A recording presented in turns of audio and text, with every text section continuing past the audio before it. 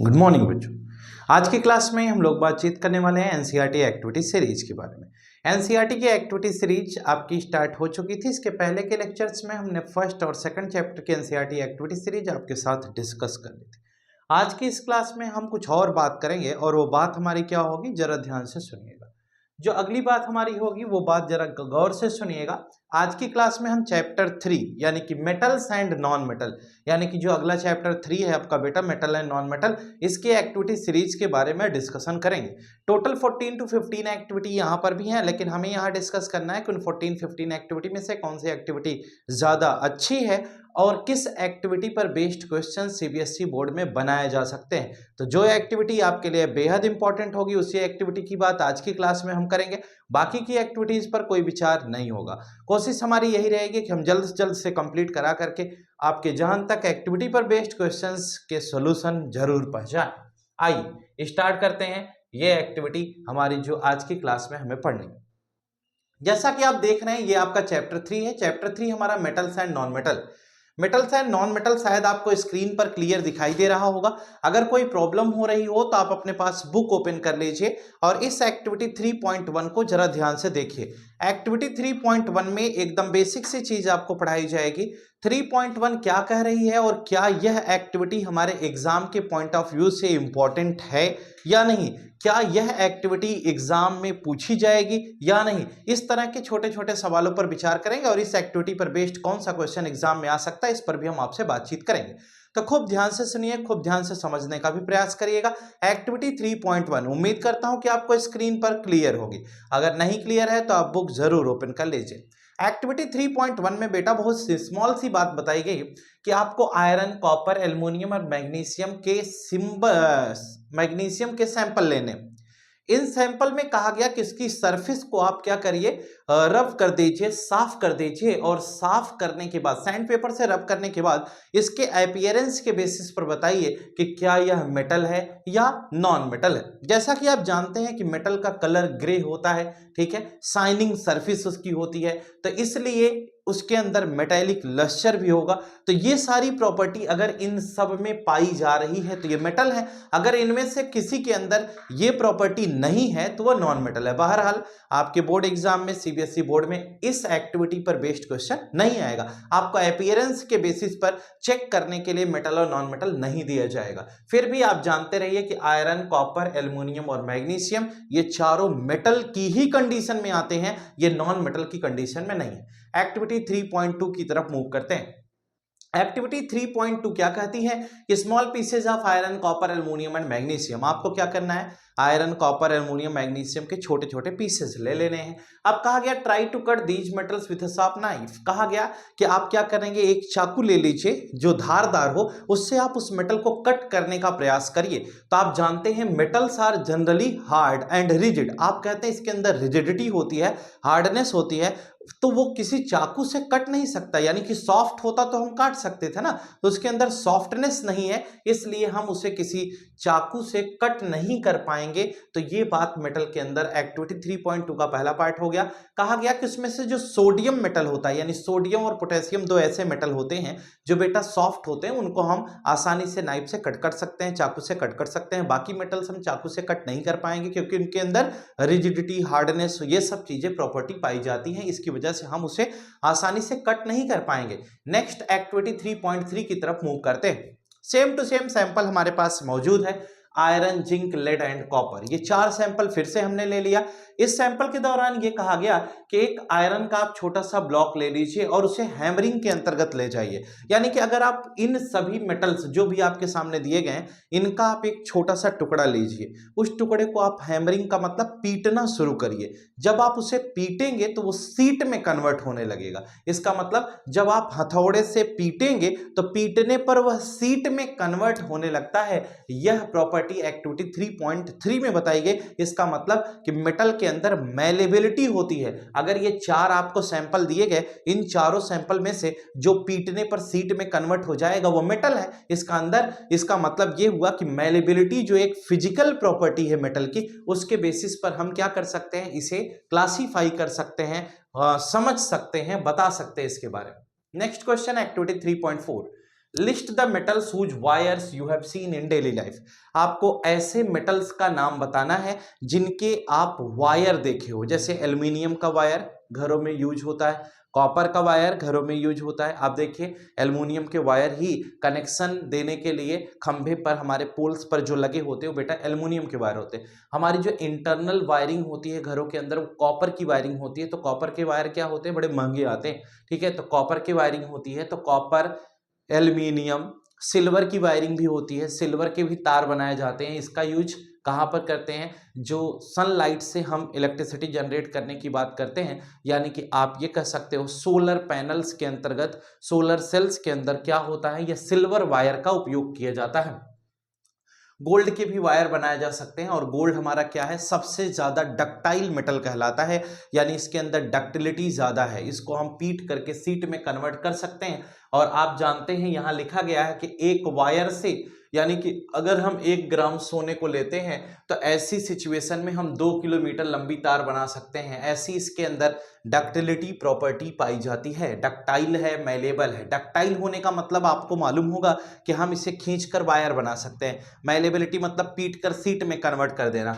देखिए एक्टिविटी 3.5 की तरफ बढ़ते हैं। बेटा क्या लिखा गया, टेक एन एल्यूमिनियम और कॉपर वायर। ये देखिए ये एक्टिविटी यहां से समझिए। कहा यह गया कि आप एक क्या करेंगे, एक स्टैंड ले लिया, इसमें एक वायर को हमने क्या किया, किसी मेटल के वायर को हमने यहां पर क्लैंपिंग कर दी, यानी कि उसे फंसा कर रख दिया। अब जब यहां पर एक मेटल का वायर हमने लगा दिया बेटा, नीचे से हमने बर्नर से हीट करना शुरू किया। जब हम इसे हीट करना शुरू करते हैं तो हम जानते हैं कि metals are good conductor of heat and electricity, लेकिन यहाँ हीटिंग का केवल प्रोसेस है। तो जब हम इसे हीट करेंगे तो ये जो वायर दिया गया, ये वायर क्या हो जाएगा, गर्म हो जाएगा। अगर यह वायर गर्म हो जाता है तो इसका मतलब जितने भी मेटल्स होते हैं उनके अंदर हीटिंग की प्रॉपर्टी होती है, यानी गुड कंडक्टर ऑफ हीट कहलाते हैं, यानी कि वह कंडक्शन फिनोमिना शो कर सकते हैं, आसानी से वह हीट को एब्जॉर्ब कर सकते हैं। यह प्रॉपर्टी मेटल्स के अंदर पाई जाती है। एक्टिविटी 3.5 कंप्लीट हो गई। एक्टिविटी 3.6 में आइए। जैसे अभी हमने कहा metals are good conductor of heat and electricity, तो कंडक्टर ऑफ हीट तो यहां से समझ में आया कि अगर हम इस इंड पर हीट करेंगे तो हीट हमारी अगले इंड तक पहुंच जाएगी। अगर ये हीट आगे ट्रांसफर होती है इसका मतलब ये हीट का कंडक्टर बताया गया।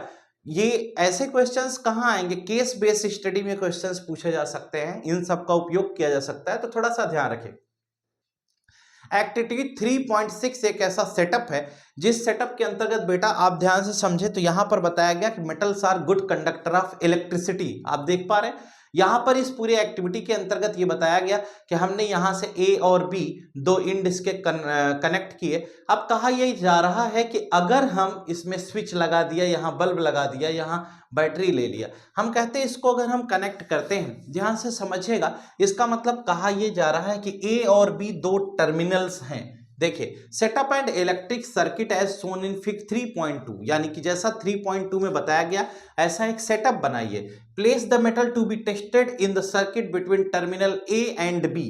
यहां पर क्या कहा गया, ए और बी दो टर्मिनल है, इन दोनों टर्मिनल पर क्या करना है, एक मेटल, आपने कहा ना metals are good conductor of electricity, एक मेटल लीजिए और यहां पर लगा दीजिए। जब आप यहां पर एक मेटल लगा देंगे, ऐसी केस में अगर स्विच को आप क्लोज कर देते हैं, स्विच को आप क्लोज करते हैं, ऐसी सिचुएशन में बल्ब जलने लग जाए तो इसका मतलब इस बैटरी से करंट पास हुआ, और पास किसके थ्रू हुआ, यहां पर जो हमने एक छोटी सी स्ट्रिप लगाई, यानी कि जो मेटल की हमने स्ट्रिप लगाई उस स्ट्रिप के लगाने की वजह से करंट का कंडक्शन हो रहा है। इसका मतलब कि करंट हमारी उस स्ट्रिप के थ्रू पास हो गई। अगर ऐसा है तो इसका मतलब metals are good conductor of heat and electricity. इसका मतलब हीट तो हमने पहले पढ़ लिया, यहां पर इलेक्ट्रिसिटी का यह गुड कंडक्टर कहा जाएगा। अगर मान लो किसी भी आप ऐसे सब्सटेंस को लगाते हो जिससे कंडक्शन का फिनोमेना नहीं हो पाया, यानी कि बल्ब हमारा बंद हो गया, क्लोज करने के बाद, स्विच को क्लोज करने के बाद भी अगर बल्ब हमारा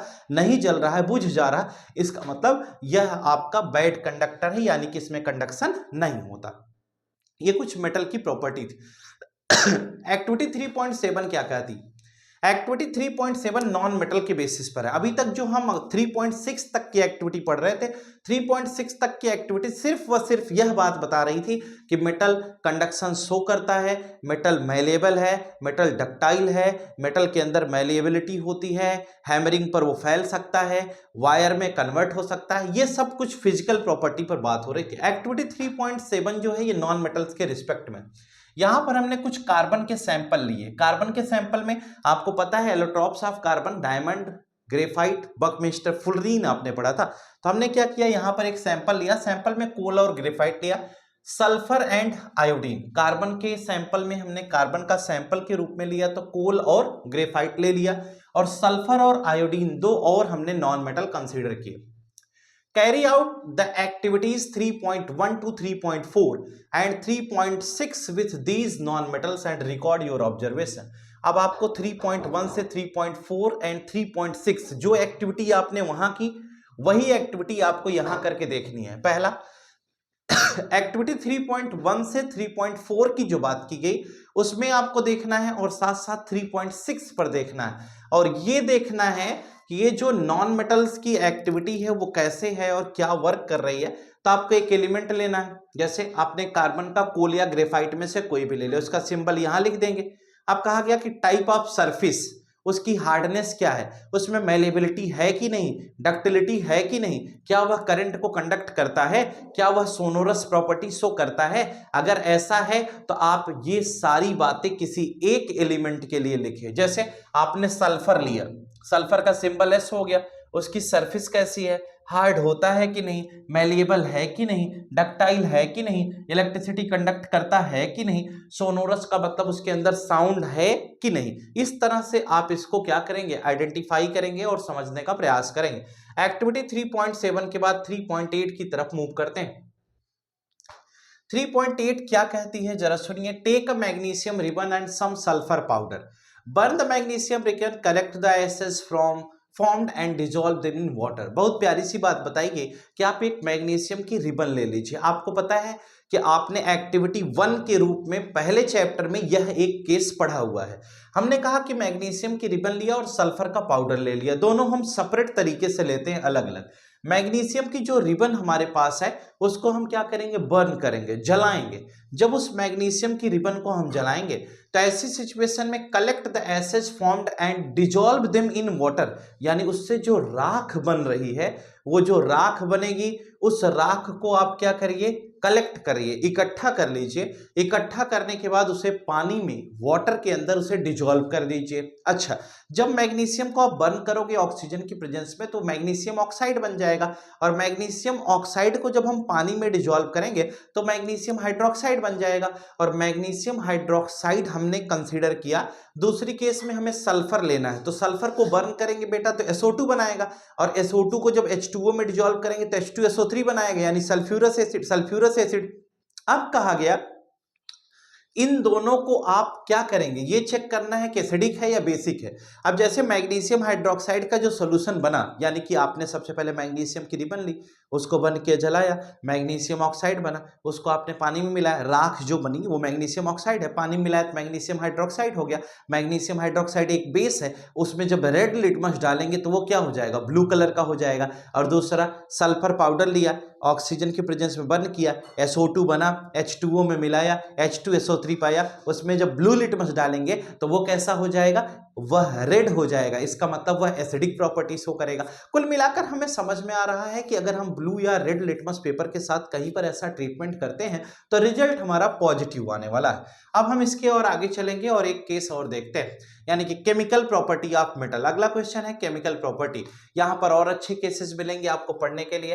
कहा गया the following activity needs the teacher assistant, it would be better if student wear I protection. ये क्यों बताया गया, ये एक्टिविटी 3.9 यह कहती है कि आप इसको टीचर की प्रेजेंस में करिए, अपने से घर पर करने का प्रयास ना करें। एक्टिविटी 3.9 का पूरा मोटिव यही है। एक्टिविटी 3.9 क्या कहती है जरा समझिएगा। इसमें बताया गया hold any of the sample taken above with a pair of tongues and try burning over a flame, repeat with the other metal sample. कहा यह गया कि आप किसी भी सैंपल को ले लीजिए जो आपने एक्टिविटी में अभी देखा, उसको आप बर्न करिए। जब आप उसे जलाएंगे तो जलाने के बाद कहा यह गया कि जलाते समय यह ध्यान रखना है कि आप उसे टंग से पकड़ करके रखेंगे और होल्ड टाइटली करके रखेंगे, वह आपके कांटेक्ट में ना आए, ये सब ध्यान रखना है। Collect the product if formed, अगर कुछ प्रोडक्ट बचता है, उसमें बनता है, तो उसको आप कलेक्ट कर लीजिए, इकट्ठा कर लीजिए। Let the products and the metal surface cool down, अब उस प्रोडक्ट को यानी कि बर्न करने के बाद जो राख बची है उसको और जो मेटल है दोनों को ठंडा होने दीजिए। अगर प्रोडक्ट नहीं बचता है तो कोई बात नहीं। कहा गया which metals burn easily, what flame colour did you observe in the metal burn, how does the metal surface appear after burning, arrange the metals in the decrease. अब एक बात सिंपल सी बताई गई कि जब आप ऑक्सीजन की प्रेजेंस में उसे जलाएंगे तो जलाते समय क्वेश्चन ये जनरेट हुआ कि आपको कैसा लगता है कि उस मेटल की सरफेस में कोई बदलाव होता है। कहें यार ये तो समझ में नहीं आया, क्या है आपने जब उसे बर्न किया, हीट किया, तो उसकी मेटल की सरफेस में कोई बदलाव होगा? अगर बदलाव होगा तो कैसा होगा ये आपको नोट करना है, ठीक है। दूसरा क्वेश्चन है कि जब आप उसे जला रहे थे तो उसका फ्लेम का कलर कैसा था? फ्लेम तो आपने पढ़ा ही है, फ्लेम में ब्लू फ्लेम, येलो फ्लेम पढ़ते हो ना, तो ब्लू फ्लेम क्या होता है? ब्लू फ्लेम अगर कहीं निकल रहा है तो इसका मतलब कंप्लीट कंबशन है, येलो फ्लेम है तो इनकम्प्लीट कंबशन है। इसका मतलब ये हुआ कि अगर ब्लू फ्लेम कहीं जल बन रहा है या येलो फ्लेम बन रहा है, दो तरह के फ्लेम बनेंगे, तो येलो फ्लेम जो होगा वह क्या होगा, उसमें पीला इसलिए हो जाता है क्योंकि वहां कम्बशन प्रॉपर नहीं हो रहा है। और जब फ्लेम आपका ब्लू हो रहा है बेटा तो इसका मतलब कम्बशन प्रॉपर हो रहा है। तो कंप्लीट और इनकम्प्लीट कम्बशन दोनों मालूम होना चाहिए। और ये भी मालूम होना चाहिए कि जैसे हमारे घर में जो गैस सिलेंडर है, चूल्हा जिसे कहते हो आप, जब चूल्हे पर आप कोई चीज जला रहे हो, अगर चूल्हे का फ्लेम ब्लू है तो इसका मतलब आपका चूल्हा सही तरीके से वर्क कर रहा है और ऑक्सीजन की सप्लाई आपके किचन में प्रॉपर हो रही है। अगर मान लीजिए किसी वजह से वह ब्लू फ्लेम नहीं दे रहा, येलो फ्लेम दे रहा है, तो आप चूल्हे को बढ़िया तरीके से साफ कर लीजिए। इसका मतलब कि आपके घर के अंदर ही भोजन पकाने के दौरान ही कार्बन मोनोऑक्साइड का प्रोडक्शन हो रहा है, जो हमारे हेल्थ के लिए बहुत ही हार्मफुल है। इसलिए अगर आपके यहाँ घर में येलो फ्लेम का कहीं पर भी फॉर्मेशन हो रहा है बर्निंग के दौरान, तो सावधान हो जाएं, क्योंकि कार्बन मोनोऑक्साइड का प्रोडक्शन होगा और कार्बन मोनोऑक्साइड हीमोग्लोबिन से रिएक्शन करके कार्बोक्सी हीमोग्लोबिन बनाती है, जिसकी वजह से हमारे बॉडी के अंदर ऑक्सीजन का मूवमेंट स्लो हो जाता है। इसलिए इसका ध्यान रखिएगा कि ऑक्सीजन की सप्लाई सेल्स को नहीं होगी तो इनएक्टिवनेस हो जाएगी, शिथिलनेस आ जाएगी, ठीक है। अगर हम अपने शब्दों में कहें तो आपकी बॉडी क्या हो जाएगी? शिथिल हो जाएगी। शिथिलनेस कोई टर्म नहीं है, फिर भी दे अब हम बोलते हैं तो आपको सुनना होगा। ये तो हो गई हमारी इसकी कंडीशन कि अगर आपको ये ऑब्जर्व करना है। एक एग्जांपल आपको मैं बता दूं और अच्छा सा, कि जैसे कभी आप लोहार के पास चले जाएं, जो आपके जो भी घरों में खुरपी, हंसिया, कोई भी चीज ऐसी है वो जिसे पीटता है, तो वो क्या करता है, आग में किसी भी मेटल को डाल देता है। ऐसे केस में मेटल जब आग में पड़ता है तो मेटल थोड़ी देर बाद अपना रंग बदलता है, ठीक है। जब मेटल थोड़ी देर बाद अपना रंग बदलता है, यानी किसी भी चीज को आप हीट करोगे, अगर उसके अंदर मेटेलिक प्रॉपर्टी है तो उसके कलर में चेंजेज आएंगे। कलर में जो चेंजेज आते हैं वह धीरे धीरे आते हैं, एकाएक कलर में चेंजेस नहीं आते। पहले कुछ होगा, फिर थोड़ा सा कलर बदलेगा, फिर उसके बाद जब आप उसे बाहर निकाल देता है, जैसे उसकी पिटाई हो जाती है, पीट करके जब उसे बाहर निकाल दिया जाता है तो उसका फिर से ओरिजिनल कलर आ जाता है। जैसा कलर उसका पहले था वैसा ही कलर फिर से दोबारा आता है, लेकिन इसमें टाइम चला जाता है, यानी ये जो कूलिंग प्रोसेस होता है उसमें समय लगता है। अब ऐसा नहीं कि लोहार आपका हंसिया या खुरपी कुछ पीट करके आपको तुरंत नहीं दे देता, वो थोड़ा सा कहता है भैया ठंडा हो जाने तो फिर ले जाओ। और अगर मान लो हंसिया या खुरपी आपको ऐसे डायरेक्ट पकड़ा दे तो फिर आप कुछ नहीं पकड़ पाएंगे। इसका मतलब क्या हुआ कि हीटिंग प्रोसेस हो जाएगी आपके बॉडी के साथ में। एक्टिविटी अगली देखिए, एक्टिविटी 3.10 यानी कि 10th एक्टिविटी की तरफ मूव करते हैं। इस एक्टिविटी के बारे में हम आपको बताएं, जरा सुनिएगा। ये भी एक्टिविटी यही कही गई कि आप टीचर की प्रेजेंस में करिएगा। क्या बात बताई गई? Put small pieces of the sample separately in beaker half filled with cold water, which metals reacted with cold water, arrange them in increasing order of their reactivity with cold water, did any metal produce fire on water. अच्छा, इन्होंने क्या कहा कि कौन कौन से, आप एक बीकर लीजिए, उस बीकर में किसी पानी को रख दीजिए, और कौन सा पानी रखना है? ठंडा पानी रखना है। और ठंडा पानी रखने के बाद आपको ये देखना है कि ठंडे पानी के साथ कौन सा मेटल तेजी से रिएक्ट करता है ना? कौन सा मेटल फास्ट रिएक्शन शो करता है ठंडे पानी में। जैसे कभी कभी आप रिएक्शन कराते हो तो कहते हो गर्म कर लो सॉल्यूशन को, गर्म इसीलिए किया जाता है जिससे रिएक्शन की रेट बढ़ जाए। तो ठंडे पानी में कौन फास्ट रिएक्शन देता है, ये एक क्वेश्चन अराइज हुआ। तो अगर हम कहते हैं कि ठंडे पानी में रिएक्शन की प्रोसेस की बात करूं, तो ठंडे पानी में जो रिएक्शन का कॉन्सेप्ट है वो किसके अंदर ज्यादा होगा, गर्म पानी में, यानी कि ठंडे पानी में जब आप रिएक्शन किसी का करा रहे हैं तो कौन ज्यादा फास्ट रिएक्शन देगा, जरा इसको समझिएगा। अब कहा गया कि मेटल्स की रिएक्टिविटी के बारे में आपने पढ़ा है कि कोल्ड वाटर हो या हॉट वाटर हो, ऐसी सिचुएशन में हाइड्रोक्साइड का फॉर्मेशन होता है, और अगर आप स्टीम के साथ रिएक्शन कराते हैं तो ऑक्साइड का फॉर्मेशन होता है। वही रिएक्टिविटी सीरीज के बेसिस पर ही हो रहा है। तो बस आपको ये रिएक्शन करा करके उसका ऑर्डर लिखना होगा कि कौन ज्यादा फास्ट रिएक्शन करेगा, कौन स्लो रिएक्शन करेगा, और किसमें हीट ज्यादा निकलेगी। अच्छा, हीट ज्यादा किसमें निकलेगी, जरा ये समझो कि अगर मान लो रिएक्शन बहुत फास्ट होता है तो हीट एनर्जी निकलेगी तभी स्टेबलाइजेशन होगा। ठीक है, ये बात भी आपको मालूम होनी चाहिए। और कुछ ऐसा भी होगा जो नहीं रिएक्शन करेगा, और जो नहीं रिएक्शन करेगा तो हो सकता है वो हॉट वाटर में रिएक्शन करे या स्टीम के साथ रिएक्शन करे। तो ऐसी भी कहीं कहीं पर कंडीशन आ सकती है। नेक्स्ट पार्ट में हम चलते हैं। एक यहां पर एक्टिविटी है, यानी कि ये बताई गई कि हाइड्रोजन गैस अगर बाहर निकल रही है तो बुलबुला बनाएगी, कैसे बनाएगी। Action of steam on a metal, यानी कि अगर हम किसी मेटल पर स्टीम का रिएक्शन कैसे कराते हैं, जरा ध्यान से सुनिए। बड़ी अच्छी प्रोसेस यहाँ पर दिखाई गई है। ये एक टेस्ट ट्यूब हमने कंसीडर कर लिया, ठीक है, और इसमें हमने एक क्या रखा, मान लो कि glass wool soaked in water, यानी कि हमने एक सब्सटेंस इसमें लिया ग्लास वूल, जो कि हमने कहा कि जो किसको, पानी को सोख लिया है, वो यहां पर रख दिया। ऐसी सिचुएशन में ऐसा क्यों रखा, जिससे कि जो हम मेटल कंसीडर करेंगे, जो सैंपल लेंगे, वह क्या करे, वह वाटर के कांटेक्ट में आए। लेकिन वाटर के कांटेक्ट में नहीं ले आना, स्टीम के कांटेक्ट में लाना। यहां पर हमने क्या किया, बर्नर से जब हम इसे हीट करेंगे तो इससे जो वाटर होगा, यानी कि वाटर जो ये सोखा हुआ है, वह वाटर स्टीम के रूप में बाहर निकलेगा। जब वह वाटर स्टीम के रूप में बाहर निकलेगा तो यहां कौन है, मेटल, वह मेटल के साथ आकर टकराएगा। टकराने के बाद वह कहां जाएगा, वो यहां से ऐसे बाहर निकलेगा। ठीक है, ये कॉर्क लगा दिया, ये डिलीवरी ट्यूब है। अब हमने कहा कि यहां से मेटल के साथ जब वो टकराएगा तो मेटल के साथ जब H2O टकराएगा तो मेटल ऑक्साइड बनाएगा, यानी कि फॉर्मेशन मेटल ऑक्साइड का होगा। उसके बाद अगर उसमें कोई गैस निकलेगी तो वो कैसे, ये इस तरह से डिलीवरी ट्यूब से पास होगी। अब हमने यहां पर क्या लिया, हाइड्रोजन गैस का कॉन्सेप्ट दिखाया गया। ये हमने पहले से एक ट्यूब बना करके रखा, उसी में ये गैस पास हो रही है। तो ये पूरा जो प्रोसेस बताया गया, वैसे भी हम जानते हैं कि अगर स्टीम के साथ रिएक्शन कराएंगे तो स्टीम के साथ रिएक्शन कराएंगे तो मेटल ऑक्साइड बनेगा, और ऐसी सिचुएशन में हाइड्रोजन गैस बाहर निकलती है। तो H2 गैस क्या हो जाएगी, बाहर निकल जाएगी, और मेटल इस वाटर के साथ ट्रीट होने के बाद मेटल ऑक्साइड बना लेगा, यानी कि ये अपने ऑक्साइड का फॉर्मेशन कर लेगा। H2 गैस यहां पर बाहर निकलेगी, बुलबुले के रूप में निकलती दिखाई देगी। सोप सोल्यूशन लेंगे, बबल्स बनाएगा, और आप अगर उसमें माचिस की तीली लगा देंगे तो पॉपअप साउंड आ जाएगी। वो भी आपने एक्टिविटी पढ़ी हुई। एक्टिविटी 3.11 क्या कहती है, जरा इसको समझिएगा।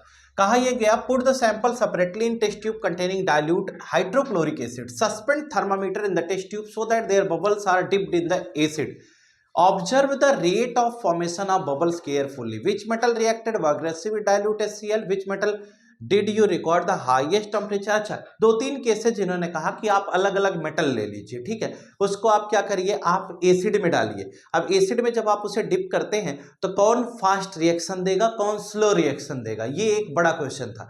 अगर कोई तेजी से रिएक्शन कर रहा है तो ऐसी सिचुएशन में हाइड्रोजन गैस का इवोल्यूशन होगा, बाहर निकल जाएगी। अगर कोई धीरे से रिएक्शन करेगा तो वहां पर क्या होगा, बबल्स कब बनेंगे, यानी कि बुलबुले अगर ज्यादा बनेंगे तो फास्ट रिएक्शन होगा, बुलबुले कम बनेंगे तो स्लो रिएक्शन होगा। बुलबुले ज्यादा बन रहे हैं, फास्ट रिएक्शन हो रहा है, तो ऐसी केस में थर्मामीटर में टेम्परेचर का मेजरमेंट ज्यादा होगा, और अगर स्लो रिएक्शन होगा तो टेम्परेचर का मेजरमेंट क्या हो जाएगा, कम हो जाएगा। इस तरह के तमाम क्वेश्चंस एक्टिविटी 3.11 के अंतर्गत आते हैं। 3.12 क्या कहता है, take a clean wire of copper and an iron nail, आपको कॉपर का एक साफ सुथरा तार लेना है और एक आयरन नेल लेनी है। आयरन नेल का मतलब ये हो गया कि आप लोहे की एक कील ले लीजिए। Put the copper wire in a solution of iron sulphate and iron nail in a solution. अच्छा, ये पहले ही हम करा चुके हैं। क्यों करा चुके हैं, आपको ये एक्टिविटी आपका 1 यानी कि फर्स्ट चैप्टर जो आपका था, उस फर्स्ट चैप्टर में ये एक्टिविटी हम लोगों ने कर ली है, पढ़ ली है। इसमें ये बताया गया कि आपको कॉपर सल्फेट का सॉल्यूशन ब्लू वाइट्रॉल कहा जाता है, ये कॉपर सल्फेट का सॉल्यूशन है। इस सॉल्यूशन के अंदर हमने क्या ले लिया, हमने एक आयरन नेल ली, लोहे की कील को हमने इसमें डाल दिया। जब हमने इसमें एक लोहे की कील को डाल दिया तो थोड़ी देर के बाद हम पाते हैं कि इसका कलर क्या हो जाता है, चेंज हो जाता है। चेंज क्यों हो जाता है, क्योंकि कॉपर सल्फेट के सॉल्यूशन में जब आप आयरन को डिप करते हो यानी Fe प्लस CuSO4 से क्या बनेगा, FeSO4 प्लस Cu बन जाएगा, तो कॉपर सेपरेट हो जाएगा और FeSO4 अलग बन जाएगा। इस प्रकार से यानी कि यहां पर यह दिखाया गया कि जो आयरन की नेल थी उसका कलर क्यों बदल गया, क्योंकि वहां पर आयरन की जो नेल है वो सल्फेट का फॉर्मेशन कर लेती है और कॉपर सेपरेट हो जाता है, इसलिए ये एक्टिविटी आपकी ऐसे समझाई। बाकी आप इसके बारे में तो जानते ही, ये हमारी एक्टिविटी सीरीज है, यानी कि एक्टिविटी सीरीज में हम ये पढ़ते हैं कि कौन सा एलिमेंट मोस्ट रिएक्टिव है, कौन सा लीस्ट रिएक्टिव है और रिएक्टिविटी किस ऑर्डर में डिक्रीज कर रही है। जैसा कि आप देख पा रहे हैं, potassium, sodium, calcium, magnesium, aluminium, zinc, iron, lead. Hydrogen हमारा रेफरेंस एलिमेंट होता है, इसके ऊपर के एलिमेंट को रिएक्टिविटी ज्यादा होती है, इसके नीचे वालों की रिएक्टिविटी कम होती है। आप देख पा रहे हैं पोटेशियम की रिएक्टिविटी ज्यादा है, उससे कम सोडियम की, फिर कैल्शियम की, फिर मैग्नीशियम की, फिर एल्युमिनियम की, फिर जिंक की। यानी कि रिएक्टिविटी सीरीज की अगर हम बात करते हैं तो potassium, sodium, calcium, magnesium, aluminium, zinc, iron, lead, hydrogen, copper, mercury, silver, gold. इसका मतलब जो ऊपर एलिमेंट दिया गया उसकी रिएक्टिविटी ज्यादा है, वो नीचे वाले को क्या कर सकता है, डिस्प्लेस कर सकता है, लेकिन नीचे वाला ऊपर वाले को डिस्प्लेस नहीं कर सकता है, क्योंकि ऊपर वाले की रिएक्टिविटी ज्यादा है इसलिए वो मोस्ट रिएक्टिव है और नीचे वाले की रिएक्टिविटी कम है इसलिए वो लीस्ट रिएक्टिव है। तो most reactive element least reactive element को आसानी से डिस्प्लेस कर सकता है, लेकिन least reactive element most reactive element को आसानी से डिस्प्लेस नहीं कर सकता। यह एक्टिविटी सीरीज है और आपने अभी जो देखा कि कॉपर हमारा नीचे था और हमारा जो आयरन है वो ऊपर था, इसलिए आयरन ने कॉपर को डिस्प्लेस कर दिया और ऐसी सिचुएशन में आयरन कॉपर को डिस्प्लेस करके आयरन सल्फेट बना लिया और कॉपर सेपरेट हो गया। ये जो पूरी प्रोसेस पढ़ाई जा रही है ये एक थी, यानी कि यह एक डिस्प्लेसमेंट रिएक्शन का एग्जांपल था। अच्छा, एक बहुत बेसिक सी चीज यह है कि रिएक्टिविटी सीरीज जो आपने पढ़ा है उस रिएक्टिविटी सीरीज पर यह एकमात्र ऐसा सवाल है जो सीबीएसई बोर्ड में आने की जिसकी संभावनाएं सबसे ज्यादा रहती है।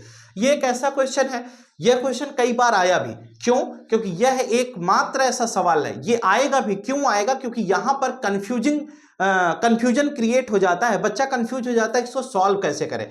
ABCD 4 उन्होंने सैंपल ले लिया, iron second sulphate, copper second sulphate, zinc sulphate और सिल्वर नाइट्रेट, ये दिया गया।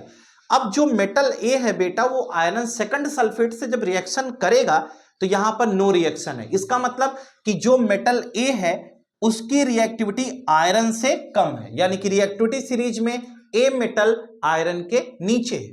कहा गया कि वो कॉपर को डिस्प्लेस कर दे रहा है, कॉपर को डिस्प्लेस कर रहा है तो वो मेटल ए कॉपर के ऊपर है, इसीलिए तो कॉपर को हटाया। जिंक को नहीं डिस्प्लेस कर पाया, सिल्वर को भी कोई रिएक्शन नहीं है। इसका मतलब यह हुआ कि जिंक और सिल्वर यहां पर डिस्प्लेसमेंट के अंतर्गत नहीं आ रहे हैं, यानी कि उसके लिए कोई बात ही नहीं की गई। बी वाले में आइए, आयरन सल्फेट के सॉल्यूशन में जब हम बी नाम के एक मेटल को मिलाते हैं तो बी ने क्या किया, आयरन को डिस्प्लेस कर दिया। अगर बी ने आयरन को डिस्प्लेस कर दिया तो ये कौन सा रिएक्शन है, डिस्प्लेसमेंट रिएक्शन है। यहां पर कुछ नहीं हुआ, ये नो रिएक्शन है। इसका मतलब कि जिंक सल्फेट को बी नहीं हटा सकता, इसलिए नो रिएक्शन हो गया। सेम कंडीशन सी में है, सी में बताया गया कि ये सिल्वर को रिप्लेस कर सकता है, तो इसका मतलब सिल्वर से ज्यादा रिएक्टिव सी है। थर्ड वाले के बाद डी वाले में बताया गया कि इसमें नो रिएक्शन है, इसका मतलब जो डी है वह सबसे कम रिएक्टिव है क्योंकि वह किसी को हटा नहीं पा रहा है। तो आखिर आप देखिए इसमें 4 तरह के सॉल्यूशन है, आयरन, कॉपर, जिंक, सिल्वर। अब किसको किसने हटाया, जैसे आयरन, कॉपर, जिंक, सिल्वर, आप देखिए आयरन यहां है, कॉपर यहां है, जिंक आयरन से ऊपर है, सिल्वर सबसे नीचे।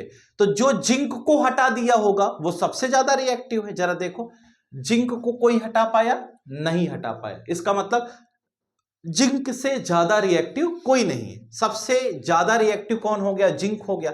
अब जिंक के बाद आयरन, आयरन को कौन हटाया है, आयरन को बी ने डिस्प्लेस किया। इसका मतलब कि सेकंड नंबर पर, यानी कि अब यहां पर सबसे ज्यादा रिएक्टिविटी किसकी हो गई, बी की हो गई, क्योंकि बी ने आयरन को हटाया। जिंक को कोई नहीं हटा पाया है, ठीक है। तो बी ने आयरन को हटाया, तो ये सबसे ज्यादा रिएक्टिव हो गया।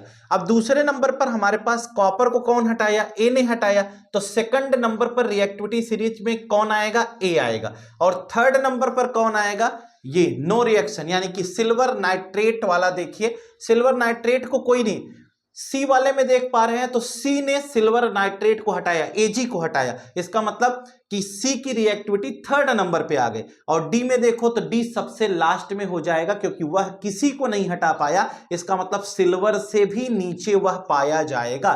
तो ये चार कंडीशंस आपके सामने हैं। अब इसके बाद और आगे चलते हैं और आगे की एक्टिविटी पर थोड़ी बातचीत करेंगे आपके साथ। एक्टिविटी 13 देखिए 3.13 क्वेश्चन का कहा गया है, इसमें बड़ा प्यारा सा सवाल ये भी है। एक्टिविटी 3.13 ये इसमें बताया गया, take samples of sodium chloride, potassium iodide, barium chloride और any other salt from the science laboratory.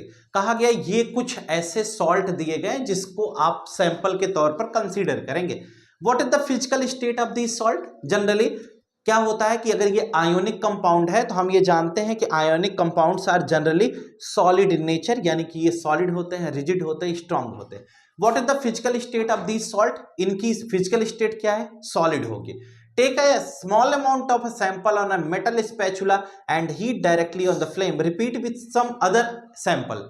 यानी आप स्पैचुला यानी एक चम्मच लेना है, एक चम्मच सॉल्ट लेना है और उसको इस प्रकार से स्पैचुला में रख करके आपको हीट करना है। जब आप हीट करेंगे तो आप ऑब्जर्व क्या करेंगे, जरा गौर करिएगा। कहा गया what did you observe, did the sample impart any colour to the flame, do these compounds melt. कहा गया क्या आप जब उसे हीट करते हो तो उसमें कलर चेंज होता है, अगर कलर चेंज होगा तो इसका मतलब वो हाइड्रेटेड सॉल्ट है, उसका मतलब हाइड्रेटेड सॉल्ट है। दूसरा कहा गया did the sample impart any colour to the flame, क्या सैंपल का कोई कलर बदलता है। डू दीज कंपाउंड्स मेल्ट, क्या आपके जरा से हीट करने पर ये कंपाउंड मेल्ट हो जाते हैं, नहीं मेल्ट होते। सैंपल का कोई कलर नहीं बदला तो इसका मतलब वो एनहाइड्रस सॉल्ट है। सैंपल मेल्ट नहीं हुआ इसका मतलब वो आयोनिक सॉल्ट है, यानी कि उसको हम स्मॉल टेम्परेचर पर मेल्ट नहीं कर सकते। Try to dissolve the sample in water, petrol and kerosene, are they soluble, क्या उस सैंपल को वाटर में डिजॉल्व करते हो तो डिजॉल्व होता है, अगर वो आयोनिक होगा तो पानी में डिजॉल्व हो जाएगा, ठीक है, क्योंकि पोलर पोलर में डिजॉल्व होगा। केरोसिन और पेट्रोल ये क्या है, ये कोवेलेंट कंपाउंड है, नॉन पोलर है, तो इसमें वह डिजॉल्व नहीं होगा। Make a circuit as shown in fig 3.8 and insert the electrode into solution of one salt. What do you observe? Test the other salt sample too in this manner. What is your reference nature of this compound? अच्छा, इन्होंने कहा कि आप क्या करिए, जैसा आपने 3.8 activity में किया था, आप एक क्या करिए इलेक्ट्रोड्स बना दीजिए और उसमें इस सैंपल का जो सैंपल आपने लिया NaCl, KCl, BaCl2 इसका सॉल्यूशन बनाकर रखिए और आप देखिए कि क्या उसमें करंट पास होती है क्या। तो बेटा अगर यह आयोनिक सॉलिड है, आयंस इसके अंदर प्रेजेंट है, तो पानी में जाने के बाद यह डिजॉल्व भी हो जाएंगे और आयोनाइज भी हो जाएंगे, और जब ये आयोनाइज हो जाएंगे तो इनके अंदर करंट का कंडक्शन आसानी से होगा, यानी करंट पास होने लगेगी। ये अगली कॉन्सेप्ट की बात हो गई। अगला 3.14 के बाद ऑकरेंस ऑफ मेटल आपने पढ़ा था, और के बारे में बात हो गई थी। और आगे चलते हैं, देखते हैं कोई और एक्टिविटी हमारे पास एक लास्ट होनी चाहिए।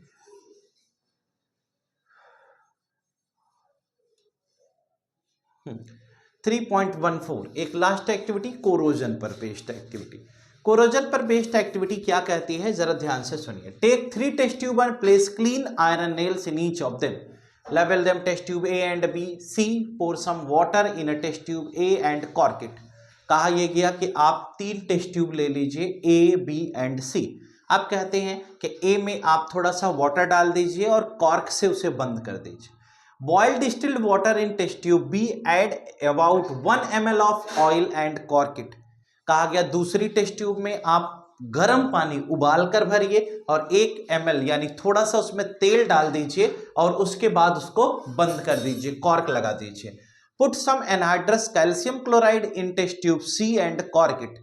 तीसरे में कहा गया जो टेस्ट ट्यूब सी है उसमें कैल्शियम क्लोराइड यानी CaCl2 ले लीजिए और थोड़ा सा उसको डाल दीजिए और पानी मत डालिए और उसको भी आप क्या कर दीजिए, बंद कर दीजिए, ठीक है। अब तीनों कंडीशंस में कहा गया कि calcium anhydrous calcium chloride will absorb the moisture if any from the air, leave 3 test tubes for a few days and then observe.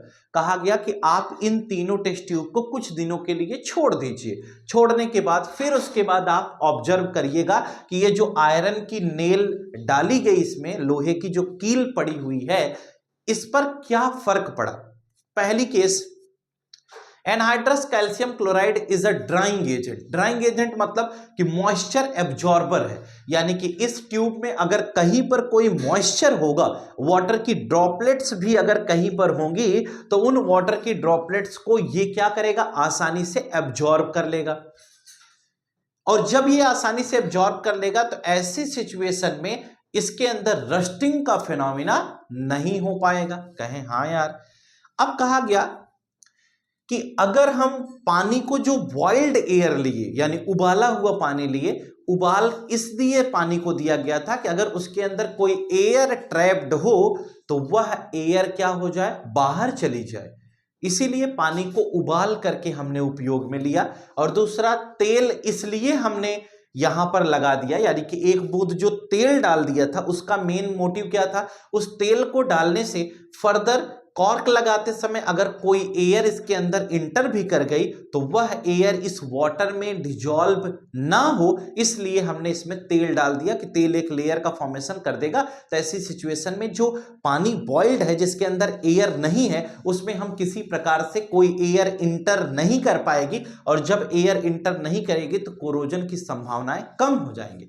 Third case में जो हमने लिया था वाटर, ऐसी सिचुएशन में क्या हुआ, ऐसी सिचुएशन में हमने वाटर तो नॉर्मल वाटर लिया और यहां से बंद कर दिया। ये वाटर मॉइस्चर जिसे आप कहते हो, जब ये वाटर यहां पर लिया तो इसके अंदर एयर डिजॉल्व थी, जिसकी वजह से इसमें रस्टिंग का फिनोमिना हो जाएगा। और जब इसमें रस्टिंग का फिनोमिना होगा तो ऐसी सिचुएशन में जो बाद में जंग यानी कोरोड लगी हुई, कोरोडेड अगर हमें नेल मिलेगी तो पहली ट्यूब की नेल हमें कोरेडेड मिल जाएगी, बाकी जो ट्यूब है वहां पर कोरोजन नहीं होगा।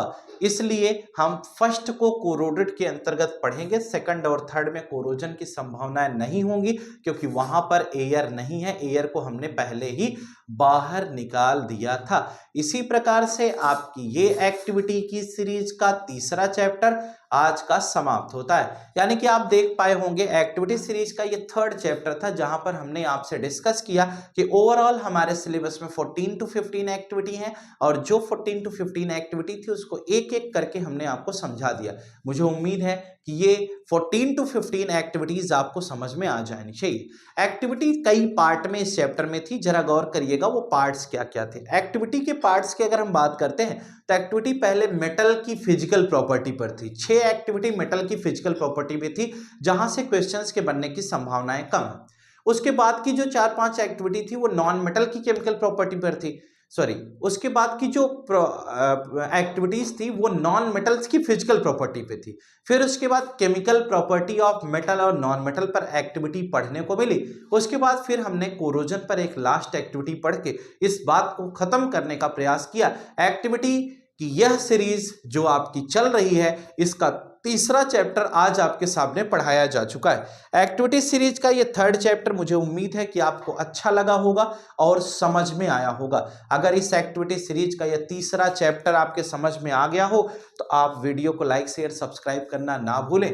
हमें उम्मीद है कि आपका जो सहयोग है वो हमारे साथ बरकरार बना रहेगा और आप हमारा भी सहयोग करेंगे, और हम इसी प्रकार से आपको आगे की इस एक्टिविटी सीरीज का चौथा चैप्टर भी पढ़ा देंगे। और चौथे चैप्टर को भी पढ़ लीजिए, क्योंकि अगर इस पर बेस्ड कोई क्वेश्चन आया तो आप उसे छोड़े ना। ज़्यादा बड़ी वीडियोस नहीं है, 30 मिनट 35 मिनट 40 मिनट की वीडियोस हैं, लेक्चर्स हैं, आप इसे ज़रूर पढ़िए। मुझे उम्मीद है कि आपको अच्छा लगेगा।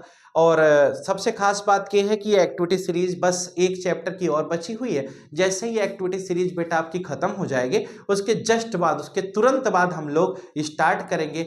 हमारे पास जो अगला केस है वह हम एनसीईआरटी एक्सरसाइज सीरीज पढ़ेंगे।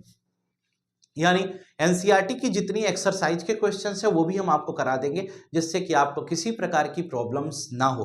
कंठस्थ सीरीज में हमने आपको पहला, दूसरा, तीसरा चैप्टर और चौथा चैप्टर का वन शॉट लेक्चर अपलोड किया था, उसको आप देखते रहें, पढ़ते रहें और मस्त रहें। अगर किसी प्रकार की कोई समस्या आती है तो आप हमारे कॉन्टैक्ट में अवश्य बने रहें, हम आपकी पूर्ण मदद करने के लिए तैयार हैं और मुझे उम्मीद है कि आप इसी प्रकार से अपना सहयोग बनाए रखेंगे और फिर मिलेंगे नेक्स्ट क्लास में। तो जो अगली क्लास होगी उसमें हम इस एक्टिविटी सीरीज का last chapter carbon and its compound पढ़ेंगे। तब तक के लिए आप इंतजार करें और द सीक्रेट ऑफ केमिस्ट्री से जुड़े रहें। कम्युनिटी पोस्ट पर जाएं, वहां पर आपके लिए ढेर सारे क्वेश्चंस अपलोड किए जा चुके हैं, उन क्वेश्चंस को जरूर करें। अपनी केमिस्ट्री को स्ट्रांग बनाने के लिए द सीक्रेट ऑफ केमिस्ट्री के कम्युनिटी पोस्ट को जरूर पढ़ें। आज के लिए फिलहाल इतना ही, फिर मिलेंगे नेक्स्ट क्लास में नए चैप्टर के साथ।